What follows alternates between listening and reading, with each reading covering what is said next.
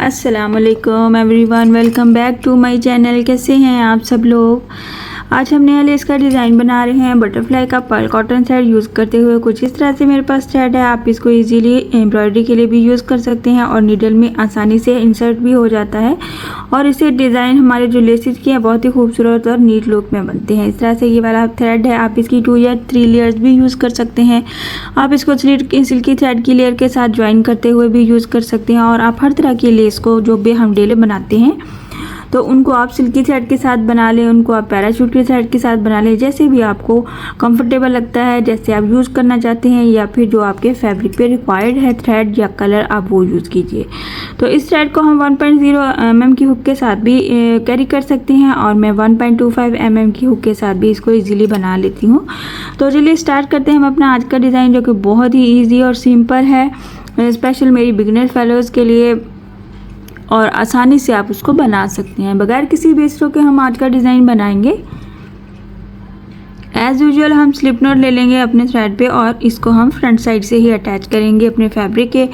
पहले से फोल्ड किया है हमने अपने फैब्रिक को और आपने इसको फ्रंट साइड से अटैच करना है। बैक साइड से भी कुछ लोग अटैच कर लेते हैं, बट मुझे ये ज़्यादा सिक्योर लगता है। कुछ इस तरह से हम इसको सिंगल क्रोशे के साथ अटैच किया हमने स्टार्टिंग पे और 2 चेन ले लेना है हमने। 2 चेन लिया तो 2 चेन के बाद हमने डबल क्रोशे का बल ले लेना है। मैक्सिमम यहाँ पे 2 चेन ही बनता है, या फिर डबल क्रोशे का डिस्टेंस रख लें।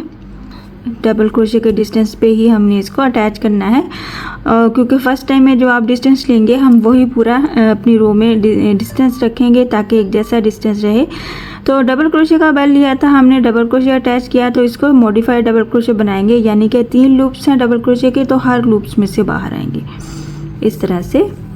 या फिर यहाँ पे आप ट्रिपल क्रोशे भी बना सकते हैं अगर मज़ीद इसको आपने वर्थ देनी है। जब हमने ऐसे अपना पैटर्न कंप्लीट कर लिया है तो फिर क्या करेंगे, इसके एज पे हम एक बार सिंगल चेन बनाएंगे, 1 चेन, और सारे इस डबल क्रोशे के क्रॉस में हम बनाएंगे सिंगल क्रोशे। यहाँ पे हम बनाएंगे 1 single crochet, 2 single crochet, 3 single crochet, 4 और ये 5। टोटल मेरे पास यहाँ पे 5 सिंगल क्रोशे बने हैं पूरी डबल क्रोशे के क्रॉस में। डिपेंड करता है आपके थ्रेड पे, अगर ज़्यादा बारीक थ्रेड है तो काउंटिंग ज़्यादा हो सकती है और अगर थोड़ा सा मोटा वाला थिक थ्रेड है तो आपकी काउंटिंग कम हो सकती है। यहाँ पे जैसे ही हमने 5 सिंगल क्रोशे कंप्लीट किया तो यहाँ पे हम क्या करेंगे, 1 चेन ले लेंगे यहाँ पे एज इट इज़ ऐसे ही, और इसको बैक पे जाते हुए जितने भी हमने 5 सिंगल क्रोशे बनाए हैं इस डबल क्रोशे के क्रॉस में, इन सब के एजेस पे ये जो हमारे पास गैप्स हैं इनमें हमने सिंगल क्रोशे करते हुए फिर से स्टार्टिंग पॉइंट पे आ जाना है। हर गैप में हम सिंगल क्रोशे करते जाएंगे। पहले हम चेन लेंगे, फिर सिंगल क्रोशे, 2 3 4, ये होगा हमारा 5 के ऊपर 5 सिंगल क्रोशे कंप्लीट किए। ये बैक साइड है हमारी, तो यहाँ पे हमने इसके एज पे आ जाना है। एज पे आके क्या करेंगे, हम 3 चेन ले लेंगे और फ्रंट पे वापस इसको पलट लेंगे इस तरह से कुछ ये नज़र आएगा। ये 3 चेन लिया तो हमने इसको वेरी फर्स्ट स्टेप में इस 3 चेन को सिंगल क्रोशे किया और बाकी के रिमेनिंग जो हमारे पास सिंगल क्रोशे बैक साइड से लिए थे उनके सारे एजेस पे हमने सिंगल क्रोशे बनाते हुए यहाँ पे लास्ट पे आ जाना है। हर गैप में हम सिंगल क्रोशे करते जाएंगे और हम ये लास्ट वाले सिंगल क्रोशे के एज पे हम पहुँच जाएंगे। इस तरह से हम यहाँ पे इसको इतना कंप्लीट करेंगे। यहाँ पे हम इसको अटैच करेंगे और आप चाहें तो इस पी कॉट की जगह पे यहाँ पे जो 3 चेन बनाया है वहाँ पे आप पर्ल भी ऐड कर सकते हैं। अच्छा, जैसे ही हम लास्ट स्टिच पे लास्ट सिंगल क्रोशे बनाएंगे, साथ ही हम डबल क्रोशे ले लेंगे और फिर से इतने ही डिस्टेंस पे इस डबल क्रोशे को बनाएंगे मॉडिफाइड डबल क्रोशे करते हुए, यानी कि हर लूप में से बाहर आएंगे इस तरह से। कुछ इस तरह से सेम वही पैटर्न हम फिर से बना लिया हमने और हम इसके एज पे फिर से इसी को रिपीट करेंगे। कैसे करेंगे, हम पहले हमने 1 चेन लेना है, फिर हमने इस डबल क्रोशे के क्रॉस में 5 सिंगल क्रोशे बनाने हैं। 1, जब आप एक दफ़ा बना लेंगे तो आपको आइडिया हो जाएगा कि आपके थ्रेड के हिसाब से आप इस डबल क्रोशे के क्रॉस में मैक्सिमम कितने सिंगल क्रोशे की काउंटिंग बना सकते हैं। यहाँ पे हमने 1 बनाया, 2, 3, 4 और ये 5। यहाँ पे मैं 5 बनाऊंगी। जैसे 5 वाला फिनिश करेंगे तो उसके साथ ही हम 1 चेन लेते हुए बैक साइड पे जाएंगे और यहीं से हम पलट लेंगे और ये जो सारे एजेस हमारे पास हैं इनके हर एज पे हमने सिंगल क्रोशे करते हुए फर्स्ट वाले पॉइंट पे फिर से पहुंच जाना है। 1, 2, 3, 4, ये हमारा 5।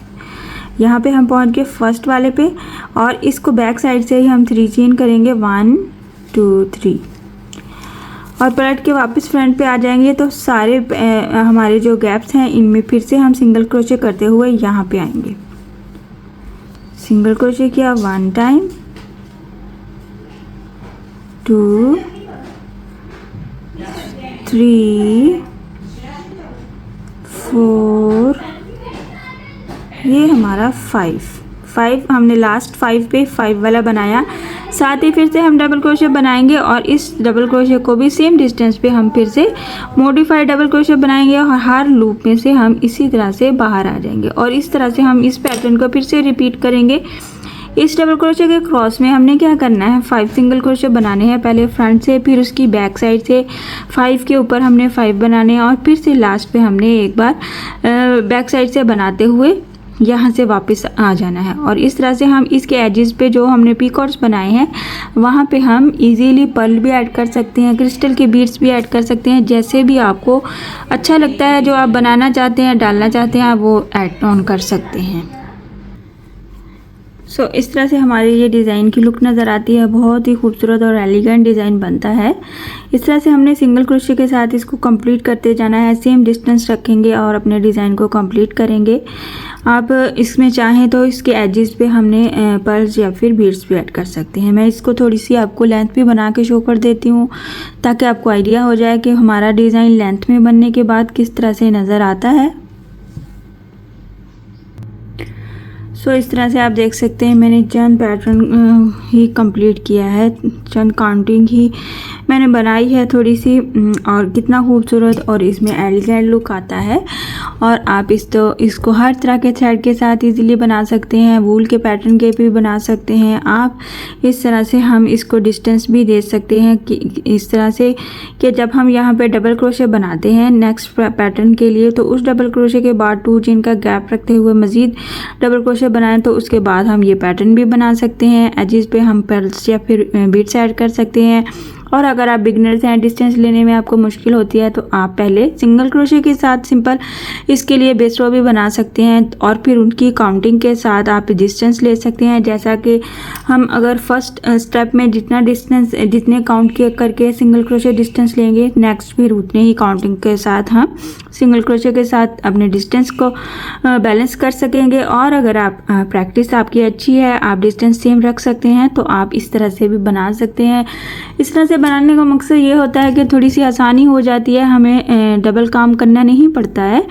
सिंगल क्रोशे के बगैर कुछ डिज़ाइंस इजीली बन जाते हैं तो आप उन्हें सिंगल क्रोशे के बगैर ही बना सकते हैं। सो इस तरह से हमारे डिज़ाइन की लुक नज़र आती है, बहुत ही इजी और एलिगेंट है। आई होप कि आज का डिज़ाइन आपको पसंद आया होगा और समझ भी आया होगा। सो काइंडली मेरे चैनल को सब्सक्राइब कर दीजिए, लाइक कमेंट और शेयर भी किया कीजिए, अपने फ्रेंड्स एंड फैमिली के साथ भी शेयर किया कीजिए ताकि और भी लोग सीख सकें नई नई चीज़ें, कुछ अच्छी चीज़ें। और कमेंट बॉक्स में आके मुझे एडवाइस भी कर सकते हैं, किसी किस्म का कोई आपको मसला हो, कुछ पूछना हो आप मुझसे पूछ सकते हैं। और आपको कुछ एडवाइस देनी है तो मुझसे कमेंट बॉक्स में आके ईजीली आके बात कर सकते हैं। तो इसके साथ ही मुझे इजाज़त दीजिए। इंशाल्लाह नेक्स्ट वीडियो में मिलूंगी नई डिज़ाइन के साथ। अपनी दुआओं में याद रखिएगा। अल्लाह हाफिज़।